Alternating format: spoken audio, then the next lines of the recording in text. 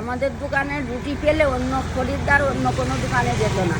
আর আলুর দম সেই হাবড়ার থেকে লোক আসতো আলুর দম নেওয়ার জন্য, এরম বাটির লাইন পড়ে যেত কষা আলুর দম। কত করতে তখন? তখন তো 10 নম্বরের কড়াই প্রায় 1.5 কড়াই মতন আলুর দম চলতো। জান, প্রথমে সকালে এক কড়াই করতো, বিকেলে আবার আলুর দম না থাকলে আবার বিকেলে করতো। এখন এরকম পরিণতি কেন হলো? এরম পরিণতি এই লকডাউনই বন্ধ থাকলো না, হ্যাঁ, আর খরিদ্দার সব এলোবিলো হয়ে গেল। আজকে আমরা সকাল সকাল চলে এসেছি মিতা ঠাকুমার হোটেলে, যেখানে কি তৈরি হচ্ছে ঠাকুমা? ইচড় চিংড়ি সঙ্গে সঙ্গে রুটি। কত দাম?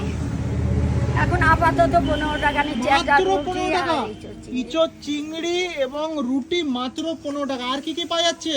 আর পাওয়া যায় আলুর দম, ঘুগনি, তারপরে আটা রুটি, সবই এই 10 করি। টাকা? আচ্ছা, সবই 10 টাকা? হ্যাঁ, আলুর রুটি দম 5 10 টাকা। রুটি 5 টাকা। আর কোনটার কি